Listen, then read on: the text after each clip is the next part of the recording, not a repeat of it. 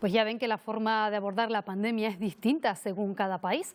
Aquí la mejora de los datos COVID hace que las autoridades se vayan planteando, lo acabamos de ver, rebajar las restricciones. Lo estamos viendo de hecho con algunas de ellas y algunos médicos se atreven incluso a hablar de que en pocos meses toda la población, si sigue la tendencia descendente, la tendencia que hay en estos momentos, toda la población podría dejar atrás las mascarillas. Vamos a saludar a Daniel López Acuña, es epidemiólogo y exdirectivo de la Organización Mundial de la Salud.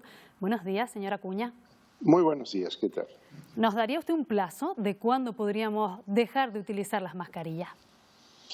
No, es muy difícil establecer un plazo y desde mi punto de vista no deberíamos de precipitarnos ni de correr pensando que lo más importante es dejar de usar la mascarilla, es todo lo contrario. Yo creo que la mascarilla es uno de los elementos que tenemos para protegernos, que especialmente en interiores mal ventilados evita notablemente los contagios, que no tiene ninguna implicación negativa en términos de la actividad económica y social y que es lo último que deberíamos de abandonar. Yo creo que hay que recordar en el análisis epidemiológico que se hace cuando uno ve, por ejemplo, las tendencias de número de casos o de número de fallecimientos en un país como Japón y lo compara con un país como España u otros países de la Unión Europea y ve uno que es notablemente más reducido el número de casos y el número de defunciones por 100.000 habitantes gracias a un uso continuado y sistemático de la mascarilla.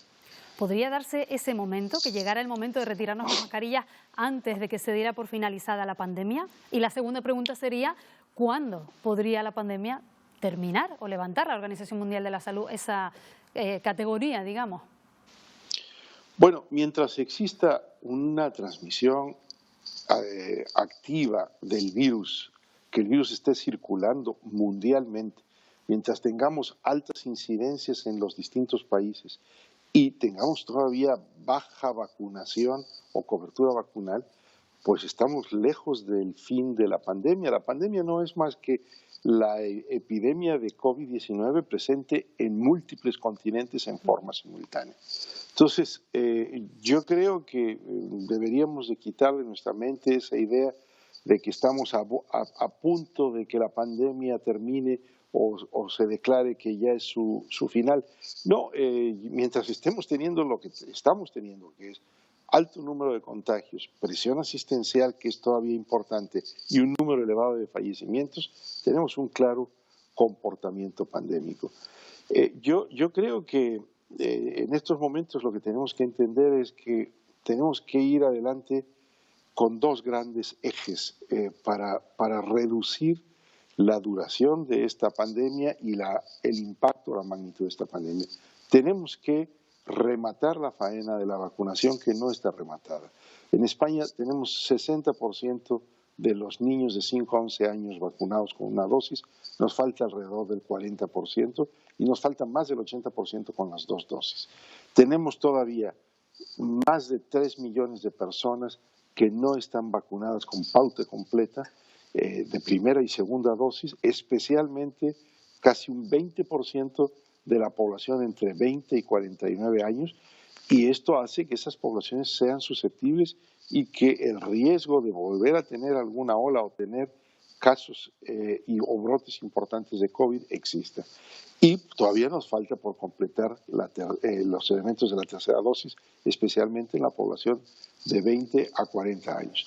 Pero además de esto, no deberíamos de dejar de usar la mascarilla en interiores mal ventilados, usar la mascarilla en exteriores cuando no podemos guardar la distancia física y en situaciones de aglomeración, y entender que algunas medidas restrictivas y las medidas de salud pública de diagnóstico precoz, seguimiento, aislamiento y cuarentena con la suficiente duración son fundamentales para que logremos abatir la incidencia de esta enfermedad a los niveles que realmente nos darían más margen de seguridad, que son de 25 a 50 por 100.000 habitantes, y estamos alrededor de 1.000 por 100.000 habitantes.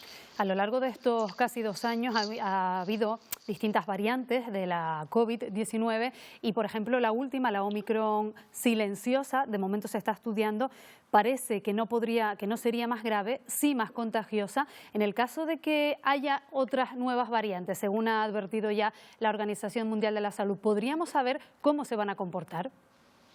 Bueno, es imposible predecir cómo va a mutar el virus y cómo se va a comportar. Lo que sabemos es que el virus muta con frecuencia, que produce variantes, algunas de las cuales pueden ser más contagiosas, como ha sido Omicron, 5 a 7 veces más contagiosa. Algunas pueden ser más o menos severas, más o menos letales, y sobre todo lo que más nos preocupa es que puedan llegar a escapar a la eficacia de las vacunas. Yo creo que el gran desafío que tenemos en estos momentos es que se puedan producir nuevas formulaciones de vacunas que contemplen también la información que permita tener eficacia contra las nuevas variantes. Pero el surgimiento de nuevas variantes es hasta cierto punto impredecible y lo mejor que podemos hacer para evitar ese surgimiento de nuevas variantes es vacunar intensivamente, tener coberturas amplias de vacunación en el mundo entero, no solo en nuestra comunidad autónoma o en nuestro país o en el bloque europeo, y reducir la incidencia, porque mientras más incidencia hay, que en parte estará mediada también por la baja vacunación, más riesgo tenemos del surgimiento de nuevas variantes. Me quedo sin tiempo, pero antes de despedirle me gustaría hacerle una pregunta casi de sí o no en relación a las cuarentenas, porque hay autoridades, hay comunidades autónomas que se están planteando reducirlas. ¿Qué opina? No, definitivamente es un riesgo. La enfermedad se transmite todavía después del 5.º día, del 6.º día, llega hasta el 7.º día y a veces más. Reducirla de 3 a 5, como plantean algunos sectores empresariales y algunas comunidades autónomas, es contribuir a que se continúe una tasa de infección muy importante.